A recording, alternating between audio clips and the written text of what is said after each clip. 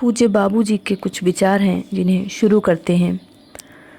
आध्यात्मिक प्रशिक्षण की सहज मार्ग पद्धति में इंद्रियों की क्रियाएं स्वाभाविक तरीके से नियमित की जाती हैं ताकि वे अपनी मूल अवस्था में आ जाएं, जैसी वे हमारे प्रथम बार मानव शरीर धारण करने के समय थी। केवल इतना ही नहीं, निम्न वृत्तियां जो आज़ादी से कार्य कर रही हैं अधिचेतना के उच्चतर केंद्रों के नियंत्रण के अधीन हो जाती हैं, जिससे उनकी विकृत क्रियाएं रुक जाती हैं और उच्चतर केंद्र आगे चलकर दिव्य केंद्रों के अधीन हो जाते हैं। इस प्रकार शरीर की सारी संरचना दिव्य होने लगती है। शास्त्रों में सामान्य तौर पर वर्णित 5 विकारों काम, क्रोध, मद, मोह और लोभ, जिन्हें मनुष्य के उत्थान के रास्ते में रुकावट के रूप में देखा जाता है, के बारे में भी लोगों को बहुत गलत फहमियाँ हैं। इनमें से पहले 2 काम और क्रोध ईश्वर की सृष्टि है, जबकि दूसरे 2 लोभ और मोह हमारी खुद की सृष्टि है। हम ईश्वर की सृष्टि का विनाश नहीं कर सकते, इसलिए हमें उसका नियमन करना होगा, जिससे वे हमारी दिव्य जीवन की आवश्यकता के अनुरूप बन सकें।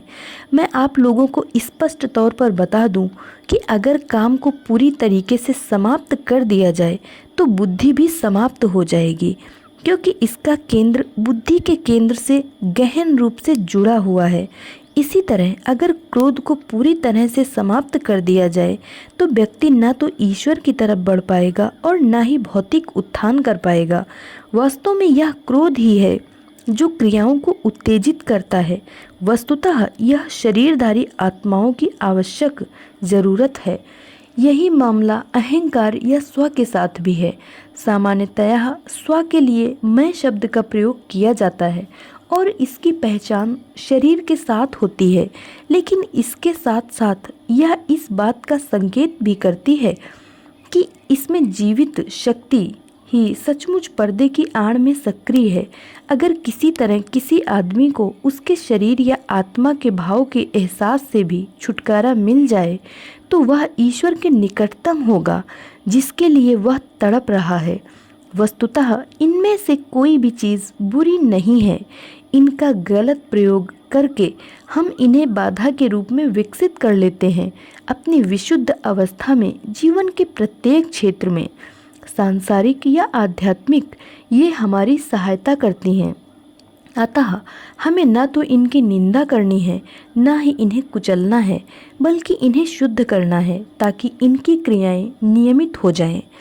व्यक्ति के अस्तित्व में ये सारे परिवर्तन सहज मार्ग पद्धति में प्राणाहुति की सहायता से अत्यंत स्वाभाविक रूप में हो जाते हैं। वस्तुतः इस पद्धति में मन का नियमन गुरु का कार्य है, न कि अभ्यासी का। जब व्यक्तिगत मन को ब्रह्मांडीय मन की अवस्था में ला दिया जाता है, मन अपने असली रूप में आ जाता है और उचित पथ प्रदर्शन करने लगता है। मनुष्य एक द्विध्रुवीय प्राणी है। जहाँ इसकी जड़ मूल आधार के निकट है, वहीं उसका दूसरा सिरा संसार की ओर है। अगर किसी प्रकार व्यक्तिगत मन को ब्रह्मांडीय मन की ओर मोड़ दिया जाए तो यह अपने असली रंग में दिखाई देने लगता है। सच्ची बात तो यह है कि मानव मन उस क्षोभ की छाया है जिसने सृष्टि को अस्तित्व में लाने के लिए प्रकृति की ताकतों में हरकत शुरू की। कार्य घड़ी की सुई की दिशा में प्रारंभ हुए। यही कारण है कि हम प्रकृति में हर चीज गोलाकार पाते हैं। इस तरह देखा जाए तो व्यक्तिगत मन ईश्वरीय मन का एक भाग है। अगर किसी प्रकार इसकी अधोमुखी वृत्ति को आधार की ओर मोड़ दिया जाए तो यह बिल्कुल स्थिर और शांत हो जाएगा। परंतु जहाँ तक मेरा व्यक्तिगत अनुभव है, मैं देखता हूँ कि केवल एक गतिशील व्यक्तित्व ही इसे आधार की ओर मोड़ सकता है। ऐसा केवल उस व्यक्तिगत की शक्ति और संकल्प से ही संभव है। जहाँ तक उच्चतम मानव पहुँच की बात है, मैं कह सकता हूँ कि अगर ईश्वर की कृपा से प्रकाश के सभी वृत्तों को पार करने के बाद कोई केंद्रीय क्षेत्र में प्रवेश करता है तो उसके शरीर के सारे परमाणु ऊर्जा में बदलने लगते हैं। आगे चलकर यह मूल तत्व में बदल जाते हैं, लेकिन यह केवल अभ्यास या खुद के प्रयासों द्वारा नहीं पाया जा सकता। उच्च स्तरों पर ऐसी दशाएं हैं कि अगर कोई खुद के प्रयासों से जरा सा भी आगे बढ़ता है तो ऊपर से सशक्त दबाव के कारण वह तेजी से लुढ़कने लगता है।